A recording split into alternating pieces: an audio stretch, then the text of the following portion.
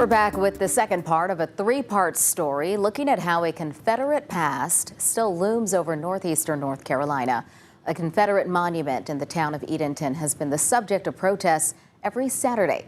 Alex Littlehales explores the legal battle over that monument and the fight over another monument nearby. In 2023, Edenton's town council voted to move the statue to a nearby park, but a judge issued a restraining order after Mike Dean and the local Sons of Confederate Veterans successfully filed an injunction, arguing it violated North Carolina state law. That park we're talking about is right around the corner from public housing. So you got mostly minorities going down there to fish in that park.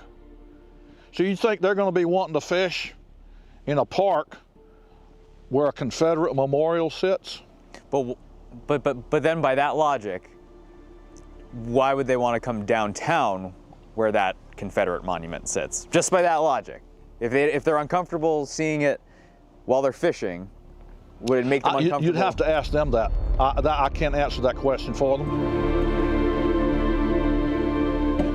Mike says the law is on his side, and so far, North Carolina judges have agreed. What we have been told by our attorney is that we're winning. In 2015, lawmakers voted to protect state-owned monuments, including, quote, objects of remembrance, by limiting their movement to approval from a state historical commission. So, when the town voted to move it, Dean and Tennessee-based attorney Ed Phillips successfully argued the monument has to stay.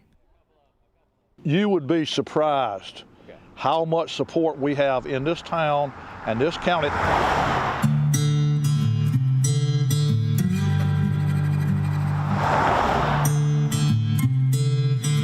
Edenton's South Broad Street Monument is not the only Confederate monument trapped in legal limbo here in northeastern North Carolina.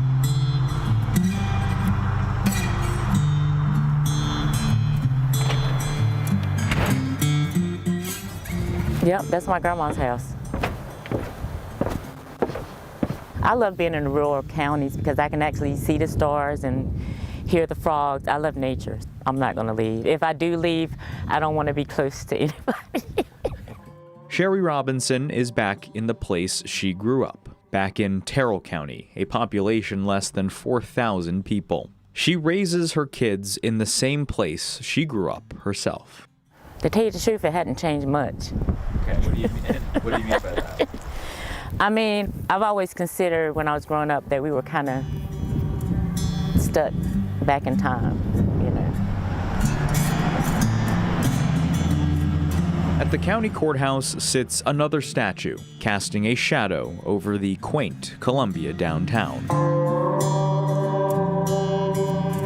From the front, a man stands at attention, with the names of Confederate dead etched around the base.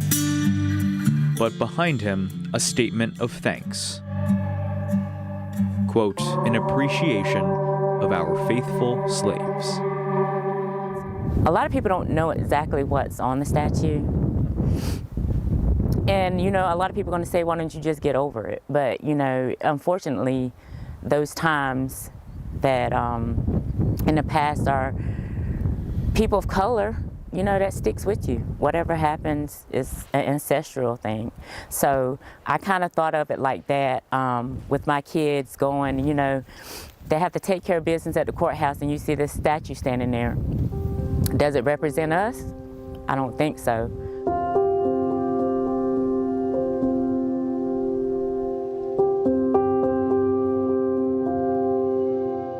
Robinson and a group of concerned county citizens have filed a federal lawsuit to remove the statue.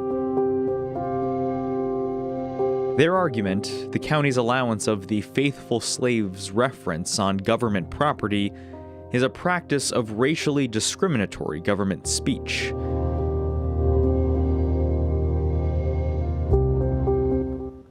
Alex Littlehales reporting tonight. The final part of this story will air tomorrow night at 6, and you can watch the full extended story right now on 13 News Now Plus.